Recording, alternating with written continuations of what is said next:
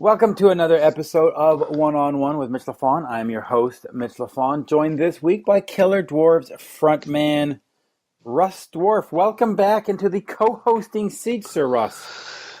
How you doing, Mitch? I have missed you, and yes, you've been on tour. I have. I've been away. I've been at the 80s in the Park in Melbourne, Florida. Nice and hot, was it for you? It was brutally hot. But we got to see a lot of our good friends down there. John Karabi. Well, he's not really my friend. Wow. But yeah, we had a great time, and the weather was beautiful. And I'm back here in Canada. Yeah. Well, speaking of Canada, while you were gone, I got to interview one of your Canadian confrères, a Sir Rob Reiner of Anvil. Oh, Rob Reiner. I've been friends with those cats since 1979. Wow. How did that go for you? Oh, it was fantastic. I mean, what better thing could happen to a human than interviewing Anvil, quite frankly? Well, it must have been a special adventure for you, I'm sure. Probably not as good as Neil Smith, but still they are Canadian. They are Canadian. By the way, this week we've got Doro Pesh on, and awesome. Doro shares something with you guys in the Killer Dwarfs.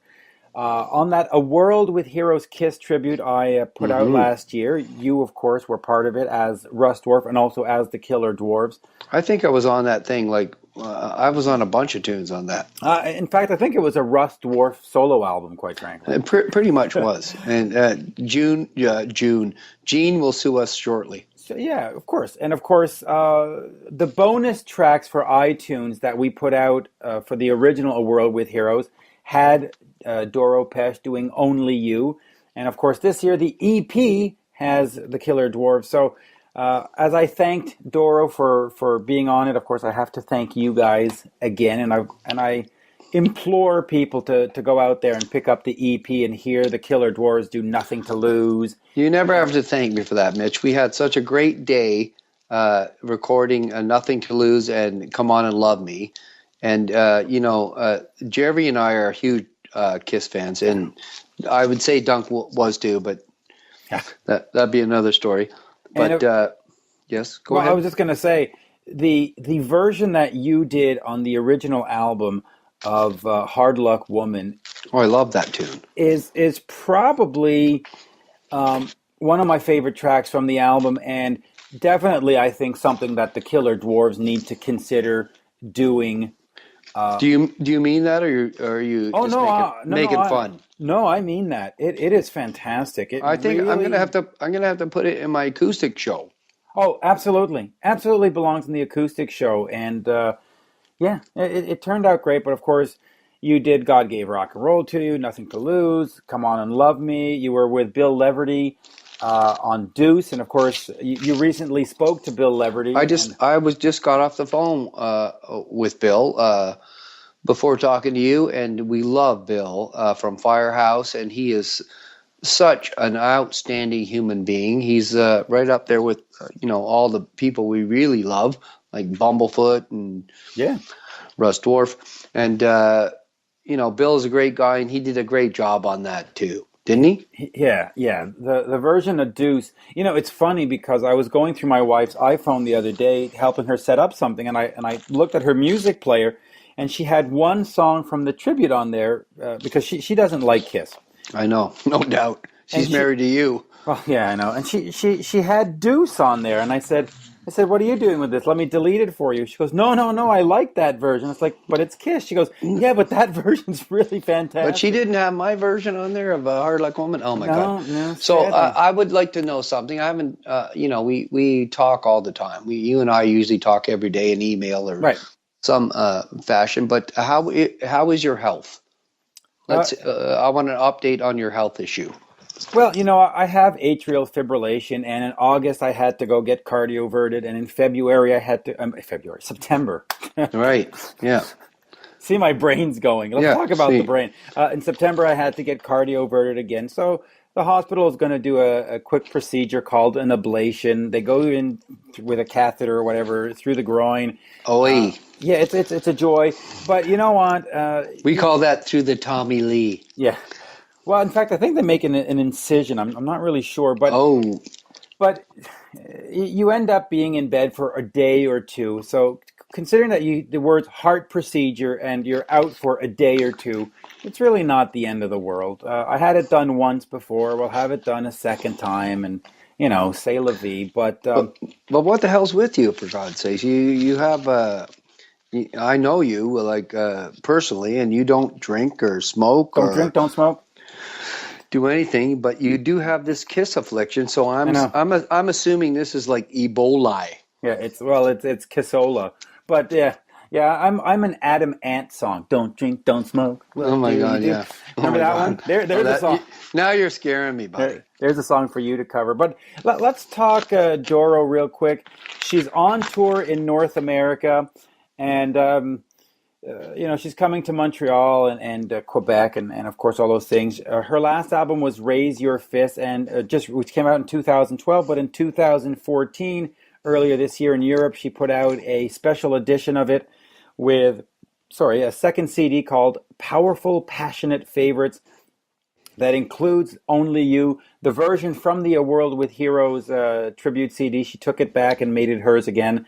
Awesome. Nothing Else Matters by Metallica, Babe, I'm Gonna Leave You, Led Zeppelin. Wow. And a whole bunch more, and it sounds great. So why don't we just sit back and listen to this extended chat with the Queen of Metal, Doro Pesch.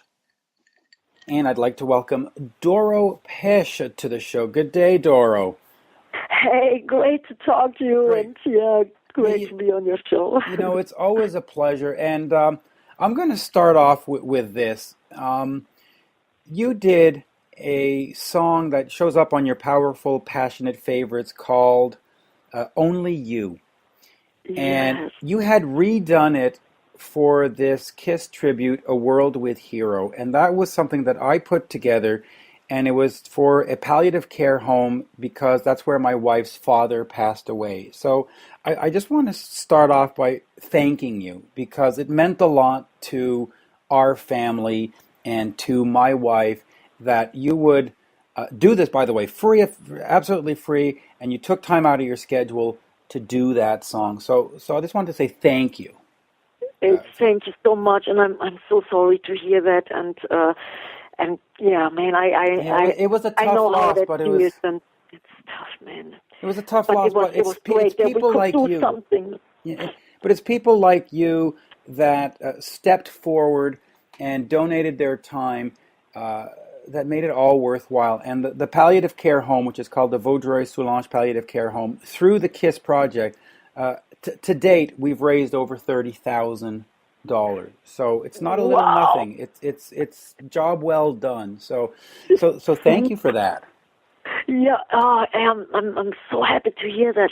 That's so good. And I tell you, the whole band, everybody was so into it. And of course, we are all big Kiss fans. And Only You was one of our favorite songs. And it was so much fun to redo it and to bring back great memories when Gene Simmons worked on our record in 1990. And I love the Elder album, so Only You was that was our choice. But I'm so happy to hear that it did something good. And I'm really sorry to hear that. I know when people get sick, I hear that all the time. And close to my family, I have many people who caught cancer. It's so terrible. So whatever we can do, man, it's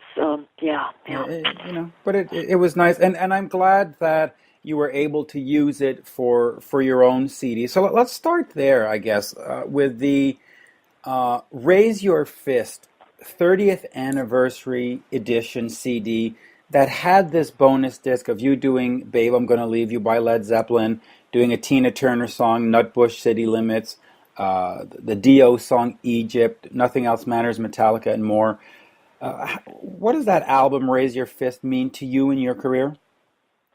Yeah, actually, I thought it was one of the best records. It reminds me a little bit on the Triumph and Agony album. And the last year we were just celebrating our 30th anniversary big in Wacken and in my former hometown in Germany. And I wanted to do something special. And I thought the Race of this record, this is the one to celebrate our 30th anniversary. And then we thought maybe we can do a nice box set with another special CD. And the bonus CD is called Powerful, Passionate Fables. Mm-hmm. And it has actually 9 tracks on it. Yep. It could be even like a normal CD, but we wanted to say thank you to all the bands and all the musicians who inspired us, and of course Kiss was there, and then we recorded Only You and the legendary Ronnie James Dio, and I always loved Egypt so much, so we put it on. And Babe, I'm Gonna Leave You by Led Zeppelin, that was actually my first rock band I heard, I think when I was 7, 8 years old. I loved Robert Plant's voice, and I fell in love with it. And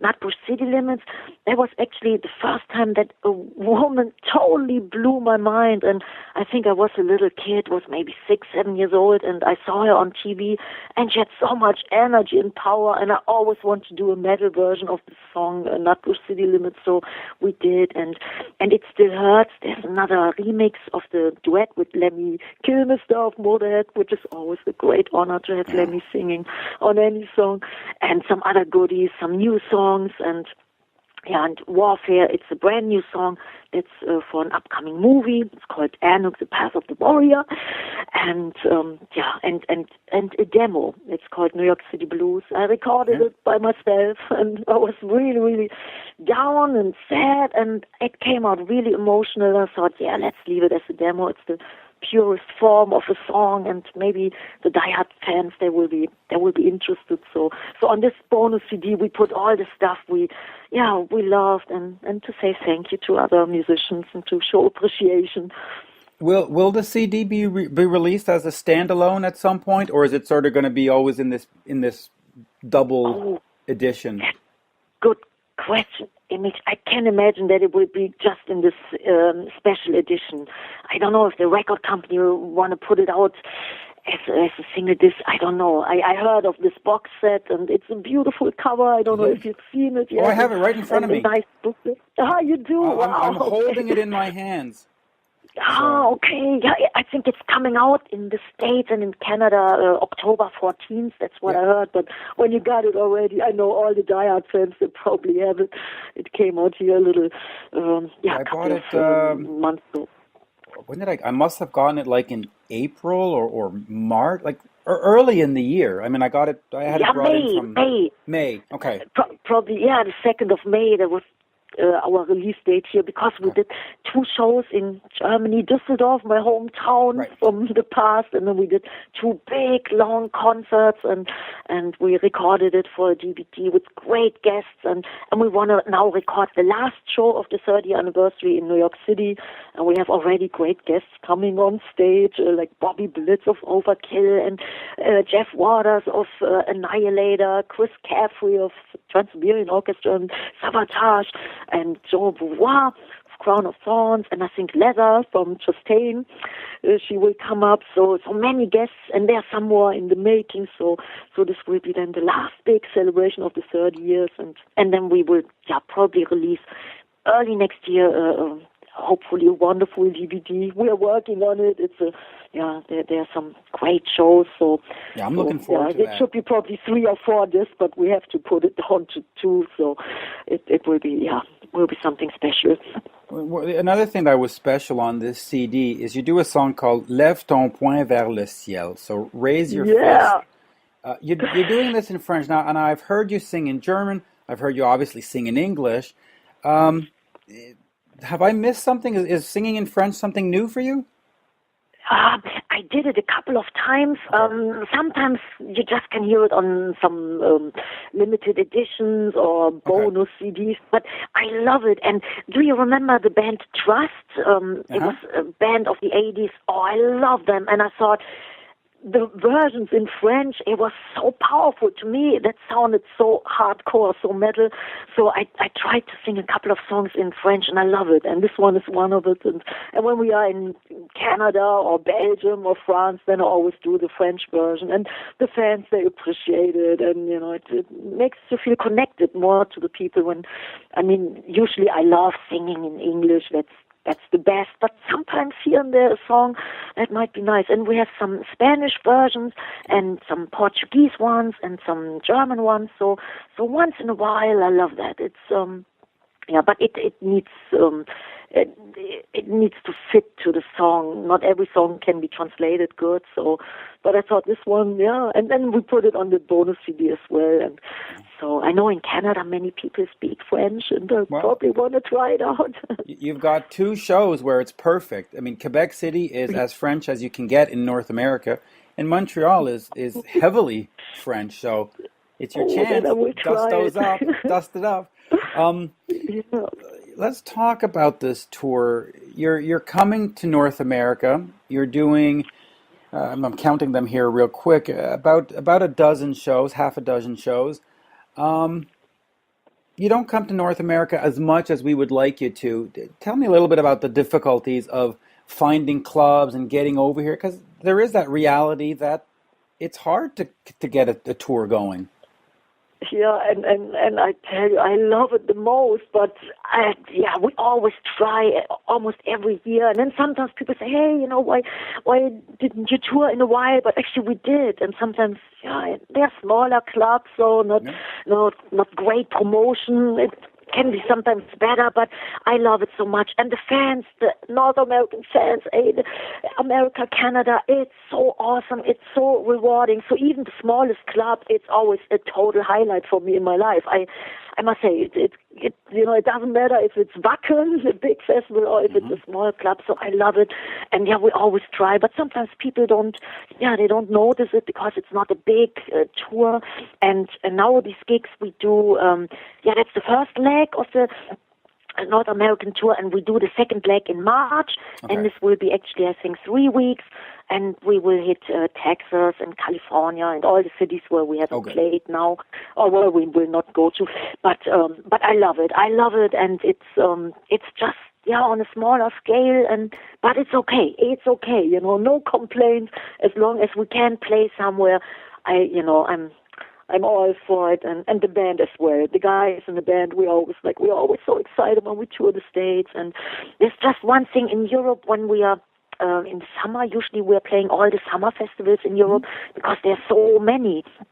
And in America and Canada, there are some festivals, but we haven't gotten the chance yet to be on the bill. So usually we spend the whole summer in Europe, and now we just finished all the summer festivals, and I think the whole band we're such a good team. I think it's sounding better than ever, looking better than ever. I think it's gonna be great.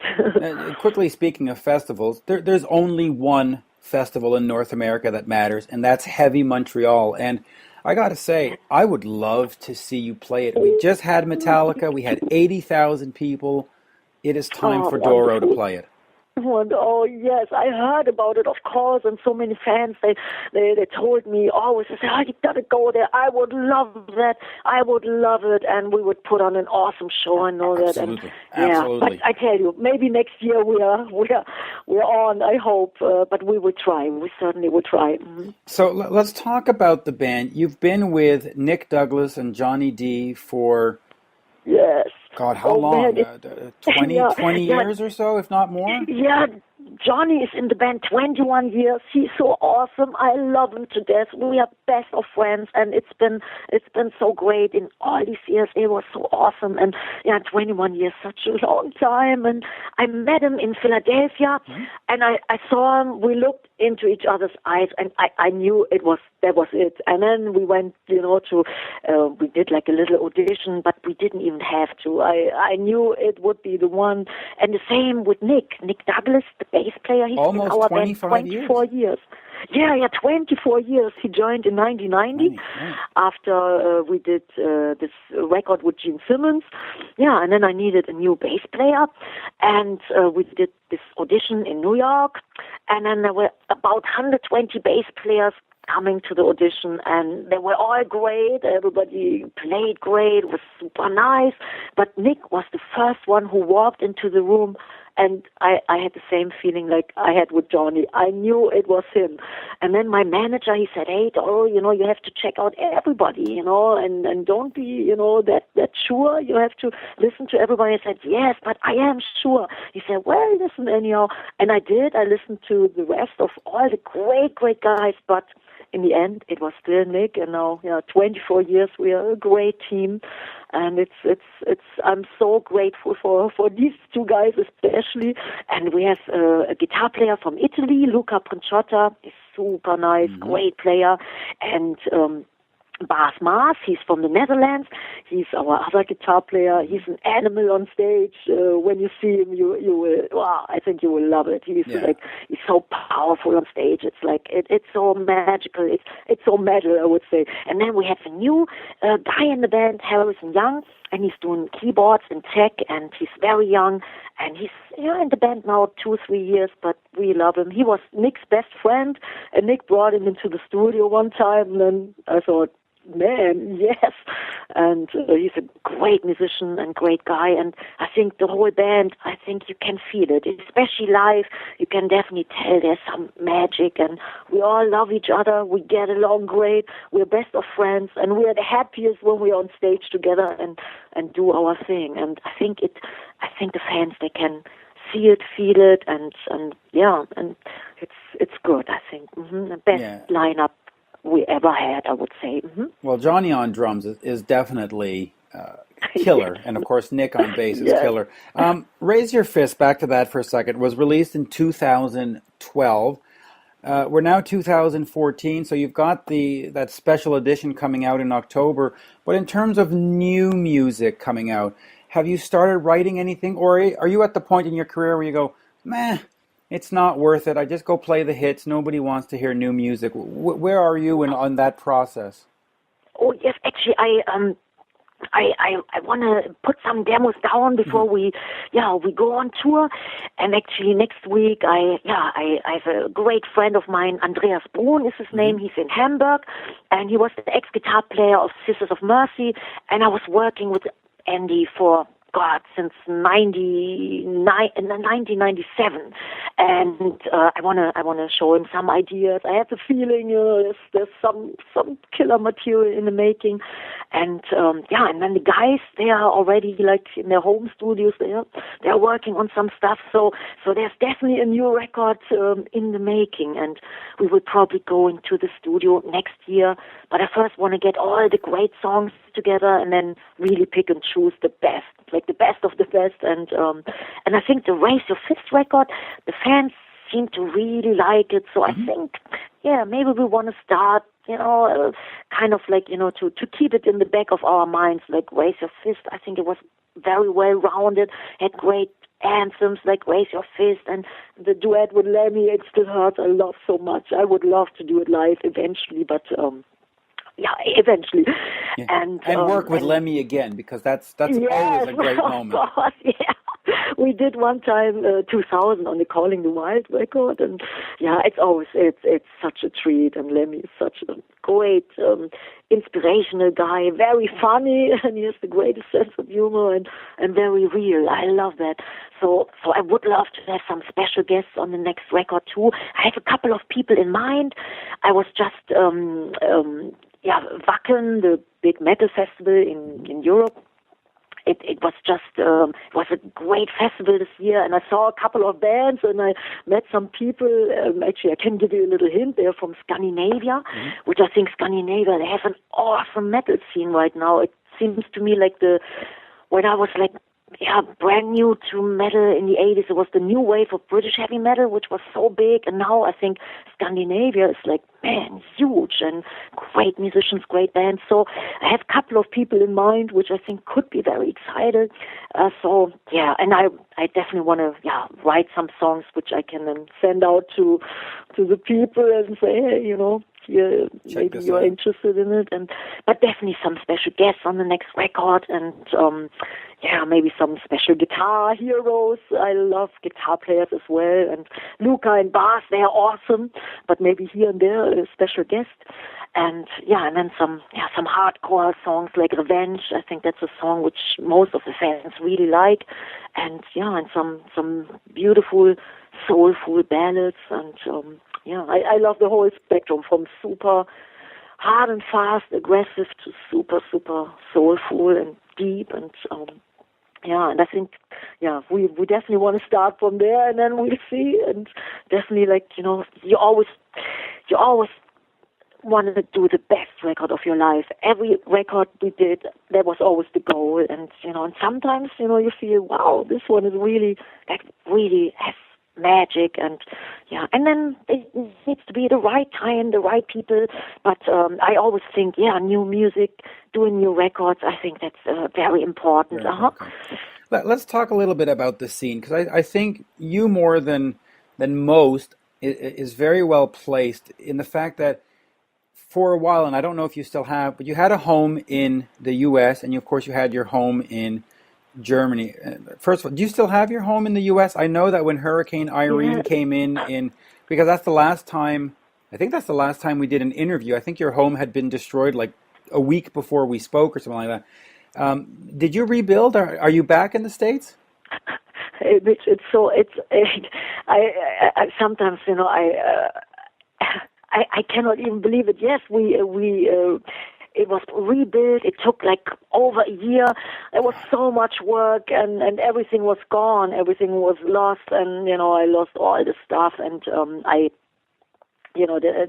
lived there with another friend. He was our drum roadie, and he owns the place. And so it was so stressful. And then, everything was okay for a while, a couple of weeks. I was so happy.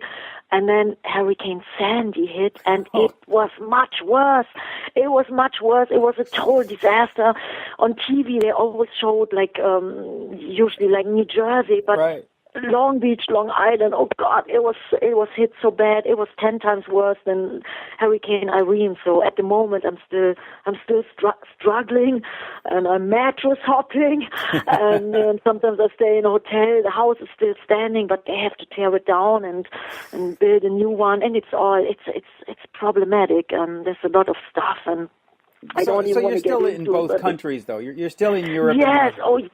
And I'm still a proud green card holder. And totally. So, let me get to the question then. Is how do you see, seeing that you have both points of view, the metal scene in North America compared to Europe? You were just talking about the Scandinavian scene rising up. Is metal more alive in Europe? Or is that just sort of this false, idea that we have? I think it's really big. I must say, what I told you before, there's so many festivals. It's like unbelievable. It's really, that's a lot. And I think in America and in Canada, there's so many more radio stations, and every city has their own college station, and everybody's into metal. So I think radio is much, much better in America and Canada. I love it. In Europe, it's very hard to find. Like here, in Germany, I know like 2 stations, but then they don't even play like the harder side of metal. It's all like very, like pop rock metal. And I think that's better. But festivals, that's in Europe, it's definitely big. And touring, it's because touring, you do better there. I mean, you were talking about the concert that you had in May in where was it? Dusseldorf, was it? Yeah, Dusseldorf, my former hometown. We did 2. Yeah, it was 2. The first one, but it was an arena. Orchestra, and the second one. Yes, it wasn't. Yeah, it was a. I mean, you weren't playing to 4 people in a park. You were playing to 20,000 people. That's pretty impressive.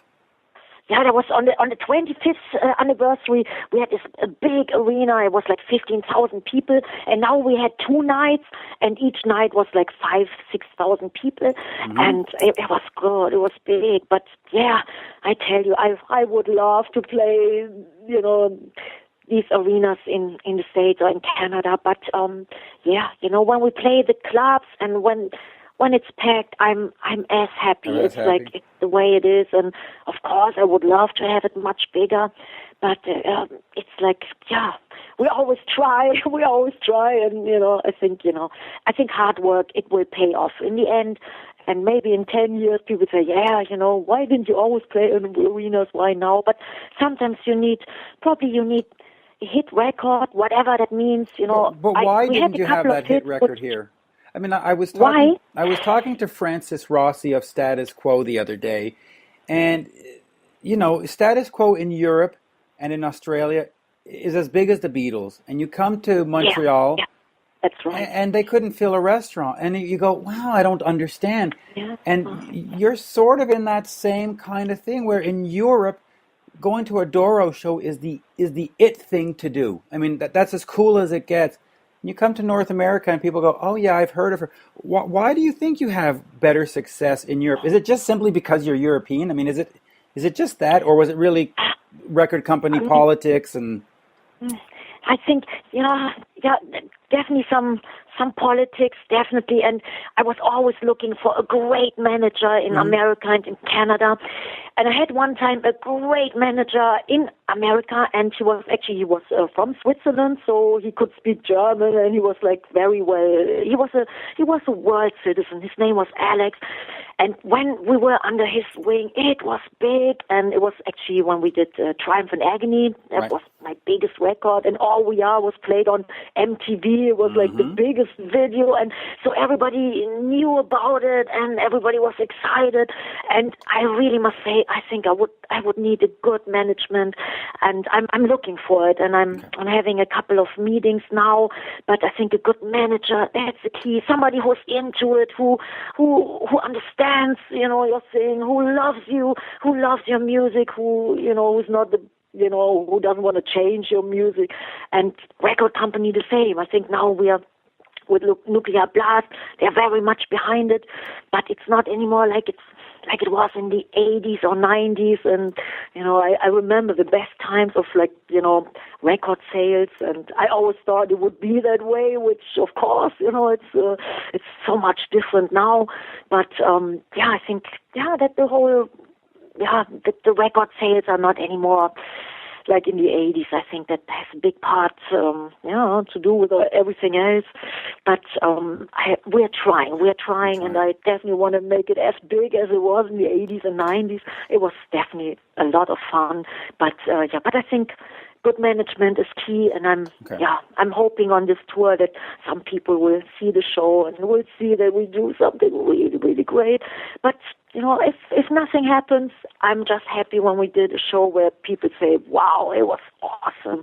When 10 fans say that was the best show I've ever seen in my life, then I'm happy, and it's okay. It doesn't matter the size. That doesn't matter. It's like when I can touch people's heart, and sometimes that's more important. And what you said with the Only You song, if it makes people happy, and if it's for a good cause, that's why I do music. It's not to be super successful or to be in the charts all the time. I do music for people, and I love it. And if somebody loves it, I'm so happy. And if more people would know about it, I think that would be the key to making it bigger. But you definitely have to go pick up the Powerful, Passionate Favorite, that bonus disc. Listen, I'm a little biased because Only You was done for my project, and then it's on this, and it sounds phenomenal. But everything else on that disc sounds phenomenal too. But you just mentioned that Triumph and Agony was probably your biggest album, and that was with Warlock. Which one do you think is the biggest, best Doro? Force Majeure, or would you pick something different? It's so hard to say. we had a big record in Europe. It was called Love Me in Black. And I know all the diehard fans, they picked it up. It was probably sinful expensive because imports are so super expensive. But I think Love Me in Black was one of the biggest sellers in Europe. And the Raise Your Fist did really good. I think that did better than the last 10 records. And I think, I would say Love Me in Black and Raise Your Fist. Force Majeure did really good. But just to explain it, Warlock, we just lost the rights to the name. It was never our intention, or never my intention, to go solo, to name it Doro. It was just, we couldn't use the name Warlock anymore. So the Force Majeure record, it was actually, we thought it would be a Warlock record, and then we couldn't, we had to go to court, all kinds of stuff, but we couldn't use the name Warlock. And then 20 years later, I got it back. But of course, it's pretty late in the game. Mm-hmm. Have you ever thought, now that you got the name back, because I know the last time we spoke, you had just gotten the name back. It probably was like 2 years ago, 3 years ago. Have you thought of going out as Doro's Warlock, or just Warlock, or some kind of reunion, or is it just like you said, it's too little too late? You know what? I love my band so much. I think it's so powerful, and I never ever want to do something to hurt them. To jeopardize that. And I think we are a great team. I can tour the whole world with this lineup, with the guys. I love them so much. We're definitely like brothers and sisters, totally family. And to call that Warlock, that wouldn't feel right. And to have other people in Warlock, I mean, the band members from the 80s, some of them, they gave up music because they were so fed up with everything. And some of them, they don't want to do it at all anymore. So I don't know. It's tricky, and the name, it was magical back then, but it's times changed, and and people would expect the same like it was in the 80s and 90s, and then it's not the same anymore. And I was heartbroken. I still love Warlock. I wrote most of the songs like on the Triumph and Agony album together with, actually, there was a great producer, Joey Ballin, great guitar player, but to me nothing really changed except the name. And I think the name Warlock, it was a great name. We had this witch, or the male witch. Mm-hmm. I think it was a great logo. I always thought, man, that's the coolest logo, like next to Eddie of Iron Maiden. I love that, and it was always a great backdrop. You could do many great things with it. I was totally into magic, of course, but I definitely would never do anything to hurt my band and my band members. And when we talked about it before, about Johnny and Nick, they mean the world to me. They mean so much to me. So one time we did a reunion with Warlock. Actually, we did some big festivals in Spain. We were headliner. It was a good feeling again. And Nick was doing bass, and that was great. But then we both came back, and we thought, the other guys were sitting at home and wondering, and but I wanted to make sure that they have nothing to be worried about, and we still play all the Warlock classics. I love it. Yeah. Sometimes some promoters, they use the name, they say Doro Pesh of Warlock or Doris Warlock or whatever. That's totally cool. Now, since I have the rights back, whatever the people want to do. But to me, it's still the same. And I love playing All We Are and Burning the Witches. And I will ruin all the great Warlock classics. We always play, always, of course. Speaking of those classics, and a lot of them come from the Triumph and Agony album, and you just mentioned that some of the guys in the band aren't doing it anymore. But there's one guy who played on that album and then played on Force Majeure, Tommy Henriksen. Yes, Henriksen. Tommy Henriksen, yes. He now plays with Alice Cooper. Guitar player yes, no, and we just met in Wacken actually, a year ago, and it was so cool to see Tommy, and I'm so glad that he's doing so well, and man, I think he's a producer as well. That's right. Well, that's what I was going to ask you. So you answered the first part. Have you seen him since? And of course, you just said yes. And he does produce, or he has produced over the years. Would you ever consider having him come in and produce your next album? I never thought of it. Usually, because he knows Force Majeure, he knows Triumph and Agony, he knows you. Maybe that could be interesting. Yeah, every song should get the treatment it deserves, and actually I don't like to go into one studio or work with one person. I like many people involved. Sometimes I feel I want to do it all by myself, like a song, when I feel I have a good handle on it. But it depends. Sometimes I work all over the world. The last record I did in America, a little bit in Hamburg with Andreas Brun, and I went to Scandinavia because there was a great engineer. So he mixed most of the record. Jacob Hansen is his name. And maybe for a song or two, and I think that could be cool. It could be really cool. But to do the traditional way, it's like a reunion without being a reunion. Sorry? I said it's like having a reunion without actually having a reunion, right? Yeah, exactly. But I tell you, Tommy was the bass player, and now I have Nick as the bass player. Oh God, but Tommy can play guitar. No, okay. So we have a deal. Yeah. I don't even know if he would be into it. I don't know. But he's still a great guy, and he's actually best friends with Nick Douglas, and they are doing, I don't know, email or Facebook or something. So they're in touch, and Let me ask you also about that album. You had legendary drummer Cozy Powell come in and play on it. Of course, Cozy's passed away, and how was it having Cozy in there, and what kind of drummer was he? Just any memories of working with him? Yes. Oh, yes. We did.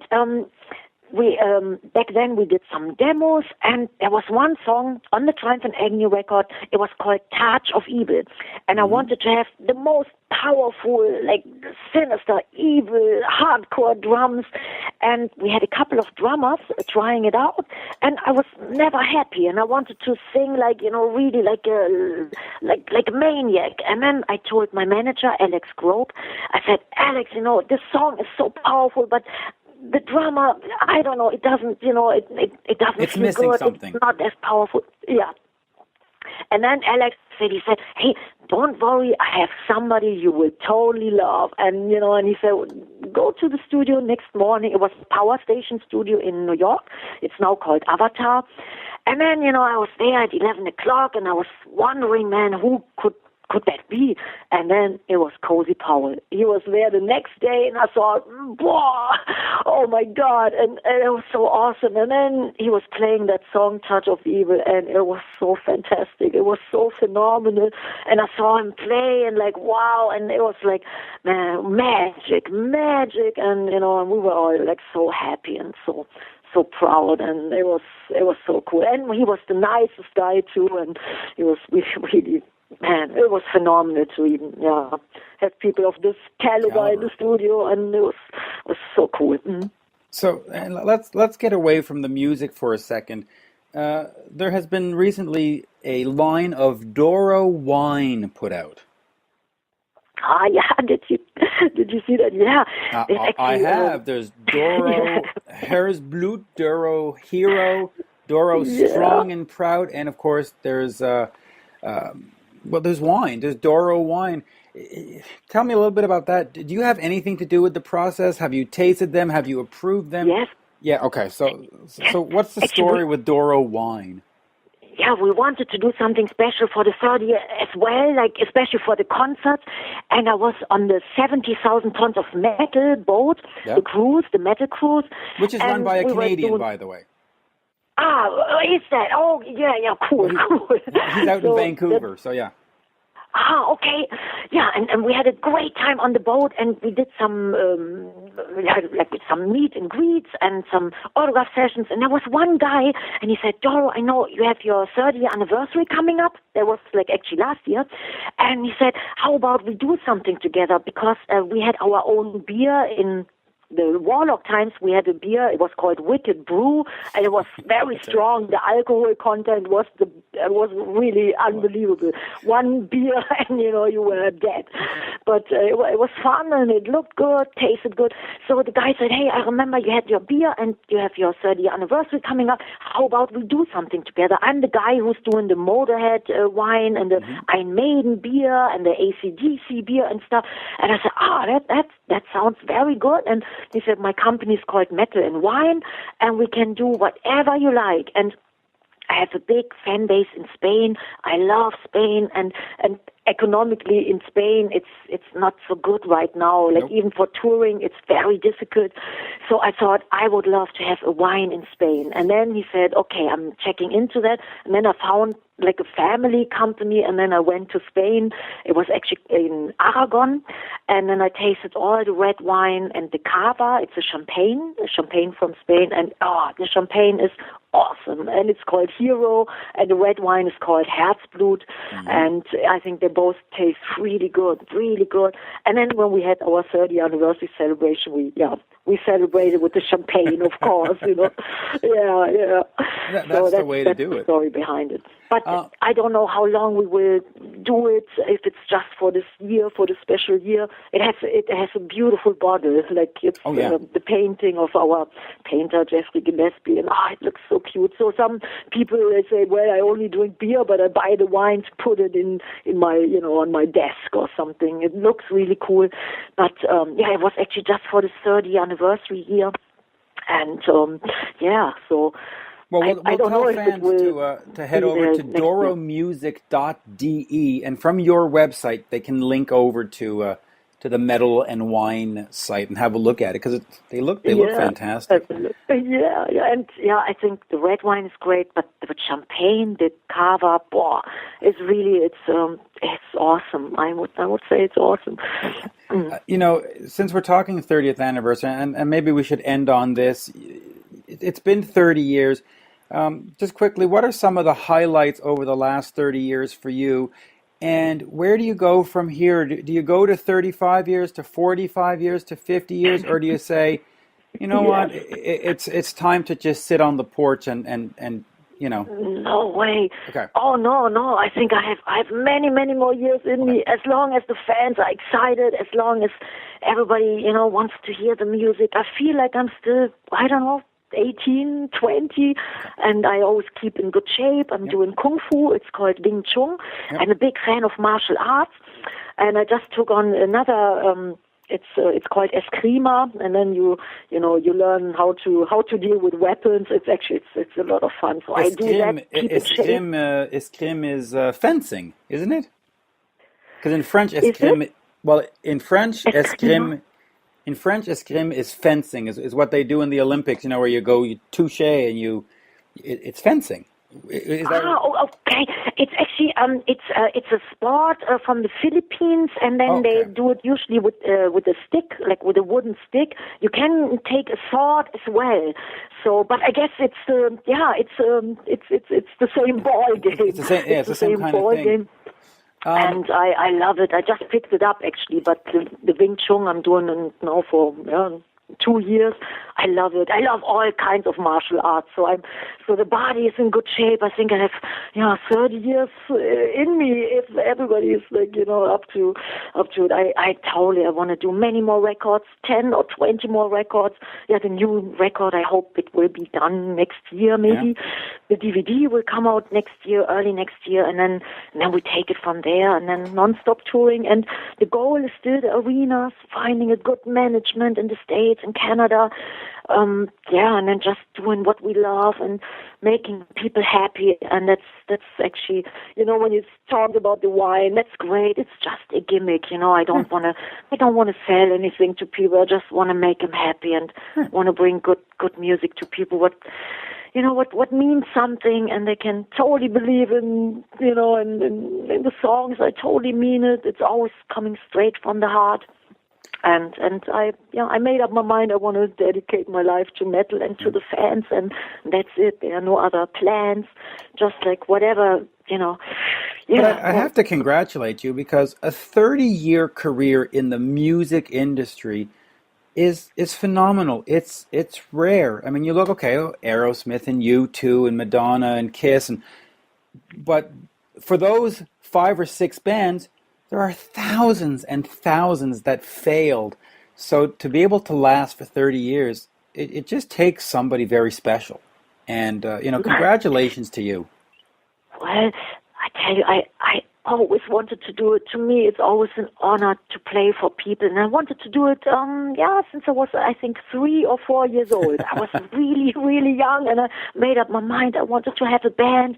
I didn't know how to do it, but when I was 15, then I had my first band. And then, I never wanted to stop. And I must say, but, it really, for all the musicians or young bands, if I can do it, anybody can do it, because, it's like, in the beginning, I always thought, people from England or from America, they can really, make it big. But even from different countries, like you can, man or woman, it doesn't matter. It doesn't matter where you come from, you can do it if you really give it your all. Just hang in there, keep working at it. And even when times are tough in the 90s, it was a little bit tough, I must say, when grunge was so big. And in Europe we could still do it, but in America all the beautiful records, they didn't come out anymore. It was, they didn't get released, so it was a domino effect. You couldn't tour anymore, you couldn't get the festivals, you weren't played on MTV. So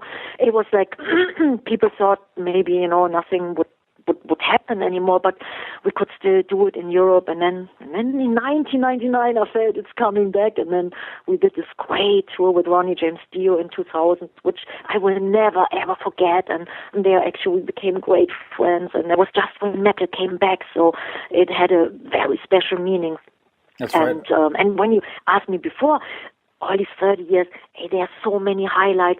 The good was always weighing out the bad, always. And like the biggest highlights are always the great festivals like Wacken or Monsters of Rock Festival in 1986. That was actually the biggest day in my life, because we were a little band, and then we did pretty good. The fans, they were so into it. It was like 120,000 people there, and then all the promoters, the record company managers, agents, everybody said, hey, you know what, let's give this little band a shot. And then I could go to America. We got our first America and Canada release with actually tour deal. And then I went to New York for 2-3 days, and I stayed. And then we did actually Triumph and Agony, the record, which made it then really big. And but what about putting out that first album, Burning the Witches? Was that the one where you sort of went, I've been doing this since I was 15, I've been dreaming of it since I was 3, 4, now I have this vinyl record with my face on it and my voice? I mean, that first time has got to be the highlight, no? Yes, but we had no idea that anybody would find out about our band. It was like in 1983. It came out, and I thought maybe we sell like 50 records, maybe 60. And I counted all my friends and girlfriends, boyfriends, moms and dads and sisters, brothers. And then, and then suddenly the record company guy, he said, well, in the first month it did 25,000. And we thought, what? Nobody would, You've made a mistake. Count again. Why people would buy it? How did they know about us? There was no internet. There weren't any magazines. That's right. It was very new, just some little fanzines. And it was a total surprise. And that actually felt great. But we had no idea. And it was a little bit overwhelming, actually. And Because I would think that's a highlight. If you've been wanting to do that your entire childhood, and then you finally have that tangible piece of plastic in your hands, you go, wow, I have done it. And I guess at that point, it didn't matter if you failed or not. You could still say, I did it. And that's got to be... on one hand, you're right. On the other hand, we didn't realize it. It was like, I don't know. It was so, I don't know, so new to us. And metal was actually pretty new in Germany. There's now a huge metal scene, but in the early 80s, it was just a very small circle of metalheads, and we always went to different countries, to Belgium, the Netherlands, then to England. But in Germany itself, it was just growing and growing. And then my first gigs I actually did in different countries. So in my home country, nobody knew about us, just, some little, fan club people. But, And they were too busy with Nina and the 99 Luftballons. Exactly. They didn't have time for Doro back then. Yeah. No, it was too small, the scene. But then later on, a couple of years later, Germany, it was then a big metal scene. And actually, the first record, of course, it was totally special. But it was a lot of heartbreaking things, too, because we had an awesome cover. It was awesome. It looked like the Triumph and Agony album and the Warlock. He had like long gray hair, looked like a very old man, like an old male witch. It looked so cool. And a friend of ours, he did the album cover, and then the little girl was chained to this candle, and it was really, really metal. It was really cool. So the record came out, and I remember I was still working. I was a graphic artist. Yeah. And my manager back then, he called me in my company, and he said, "Doro," he was crying. And I said, "Hey, what's going on?" He said, "Everything is lost. We have to split up." And I said, "Why?" He said, the record. I said, yeah, well, what's up with the record? He said, "The album cover, they changed it. The Warlock now, he has an ass on his head." And I said, "What? What do you mean?" I said, "Well, we sent our artwork in, and it had, of course, the white Warlock with long gray hair." He said, "Now the Warlock is fat, and he has an ass on his head." And he said, "It's all over. The career is over." And I said, "You must be kidding." So after I was working, I ran into a record store, and then I saw our first record, Burning the Witches, and they had changed the cover, and whoever painted it, it was not anywhere, not as great as the artwork we sent in, and somebody did it, and the Warlock didn't look like the Warlock, and it's like the same, like Eddie of Iron Maiden suddenly looks like a girl or something.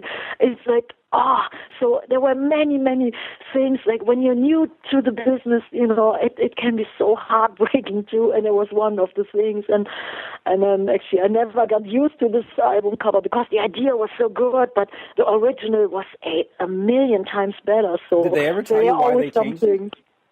Did they tell you why they changed it? No.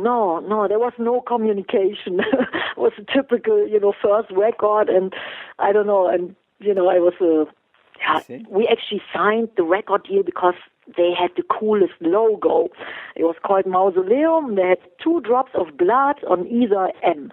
And that was, and we thought, man, it looks like metal. That must be good. So we signed, and then they did what they did. And I'm thankful that they put out our first record, but there were so many things which went wrong too. And welcome to the music business. So, and then many years later, when we couldn't use the name anymore, that was actually, that was the biggest disaster, the painting I could work with, but losing the name Warlock, it was like, that was really bad and very heartbreaking to fans and to us as well. Mm-hmm. Well, see, there you go. You need to re-release the first album with the original artwork. As a graphic designer, did you ever do any of the artwork for the CDs or for the album? Yes.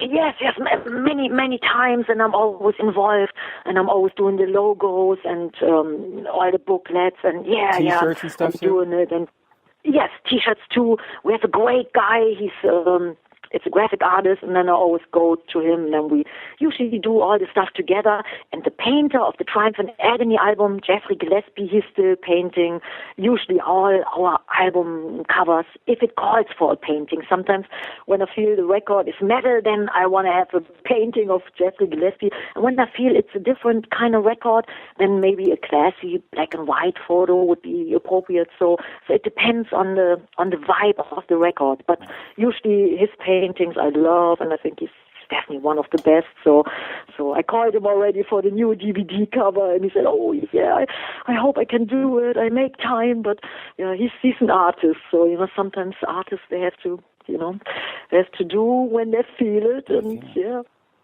just a last quick update. When is the DVD coming out? And those are the Dusseldorf shows from May, right? Yeah, Düsseldorf and Wacken, and there will be some shots of Brazil and right, because you had that live Paris stream of Brazil. That's right. Yes, and some other stuff. So maybe we will put some bonus disc on it as well, because I want to have all the like Spain. There's a great show of Spain, and so we definitely want to put everything on. The New York show, we want to film the whole show, so definitely some bits and pieces of New York and our guests and stuff. And then I guess early next year. And but I'm not sure yet. We first have to do it, and I want to take care of it. I think the last one, the 25 years in rock and still going strong, I think it came out so great. So I definitely want to top it. I don't know how, but I think we will. So I know exactly how. You do Lève ton poing vers le ciel in French in Montreal, and you film that. That's the one that's going to put it over the top right there. All right. Oh, yes, I tell you. I think that's the plan. That's a good idea. Yes, that's the plan. We will do it. And Doro, always a pleasure. I always love talking to you. It's a great, great conversation. Obviously people need to go over to doromusic.de to check out tour dates and wine and albums and the whole thing. Thank you. Or the Facebook. Johnny D is doing our Facebook. It's facebook.com Doro Official. So Johnny is taking care of it. He's so good. He's always doing so much work, and he's keeping everybody updated, and it's cool. And or doropesh.com. Sometimes people they do they can remember that easier. It's all going to the same website. Well, you know what? I think Facebook's probably the one we want to go with. Facebook.com, and then of course the / Doro Official. And I just punched it up on my computer. Looks great. Looks great. All the information's there. Yeah, thanks to Johnny D, man. Johnny D, he's working it. They're all he's working it, and he's a great painter too. I saw some paintings of his, and he's very talented, very talented. All the guys in the band, they have some, they are into painting and beautiful things, and Yeah, absolutely. So. We will see you, I guess, October 19th in Montreal. Yes, October 19th in Montreal. And then October 20th, that's the New York show in the Gramercy Theater, and with many guests. Maybe we have some guests on the whole tour, but definitely New York City, that will be like, a big, big show. And then we have 2 more shows in Long Island and in Philadelphia coming up. And so things are going good. I love that when people add more tour dates. That's a good sign. So, and then in March, the second leg of the America tour, and maybe some more gigs in Canada. I know there are so many places where we have never played, but we will try. And, the arenas, that will be the plan for the next 10 years. So. Yeah, and definitely it would be nice to see you at the Heavy Montreal Festival. I think you're one of those artists that have been overlooked by the festival, and you definitely deserve to represent metal at that festival. Yes. Put in a good word for us. We will come. It would be awesome. And I know, like the big festival stages, like even Wacken, you can maybe see it on the DVD, and it's like big stages is always it looks good, and the whole band it's good. But small clubs, it's as good. So and any which way works. But Heavy Montreal, we got to get there. But for now, it'll be. Where is it? It's Cafe Campus, I think, in Montreal this time around. So we'll get out there. I've never been there. No. I think that's one place I've never been. We played in Montreal several times, but this place, I think. The last time was at the Foufoune Electrique. Okay. Which translates to electric ass in English.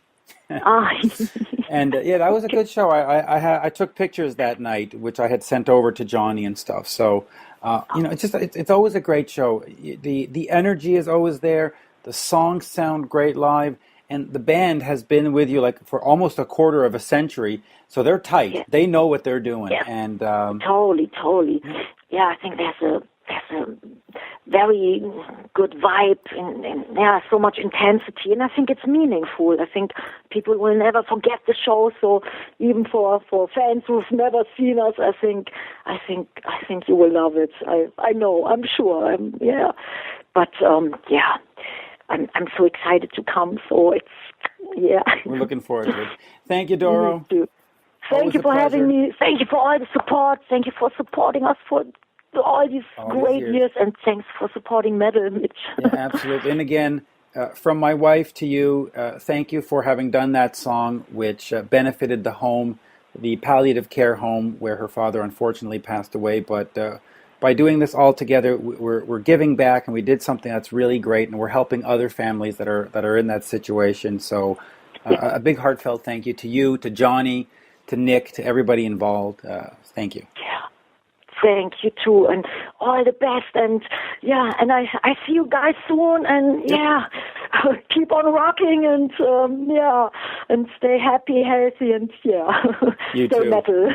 You too. Bye now. Bye. There you go. And there was our chat with Doro Pesh. I certainly hope you enjoyed that. And of course, while I've got everybody here, let me mention that this episode of One on One is brought to you by the A World with Heroes EP, featuring, of course, the Killer Dwarfs, Matt Bradshaw, Sudden Flames, and, of course, the one and only Dick Wagner with his last recording. Russ, always a pleasure. And likewise. And I can hear that back there. You've got some snacks and drinks going on. We can hear the rustling in the background. I have the puppy here. Jackson's here. Jackson, speak. He won't speak. He's sitting right here with me. But always a pleasure. We've definitely got to be doing this more. The co-hosting chair has been filled wonderfully by Mark Striegel and John Astronomy and a whole bunch of people. But we need a dwarf. We need the Russ. I'm almost finished for the year, so I'm going to be back. I'll torture the hell out of you. Good. It's coming up. It's coming, baby. And I certainly hope you enjoyed our chat with Doro. I mean, I love that. She was on the cruise with us, on the Monsters of Rock cruise, and she kicks ass, man. Yeah. There's no doubt about it. She's on that cruise this year. My favorite was the Dio Disciples, Charm City Devils, and Doro. She ripped it up, man. Yeah, and her band have been with her. Somewhere between, Johnny's been with her about 23, 24 years. Wow. And Nick, the bass player, Nick Douglas, has been with her 24 years. So even though it's a solo name, the band's been together for 25 years. They're tight. They're pals and stuff. We saw them probably 24 years ago at the Cat Club in Manhattan, for God's sakes. Yeah. So there you go. Yeah. Let's wrap this one up because it's been an extra long edition. But let Mark edit to his heart's content. Heart's content. But of course, folks, check out Doro on tour. Check out, of course, the Raise Your Fist special edition with that bonus CD. Check out everything and anything the Killer Dwarfs do. And of course, check out the other podcast I do with Mitch Joel and Mark Striegel called Metal Raps, where we discuss this week in Talking Metal and this week on One on One. But we also talk current rock news. Russ, always a pleasure. Likewise, buddy. Thank you, sir. See you soon, baby. Thank you. Cheers.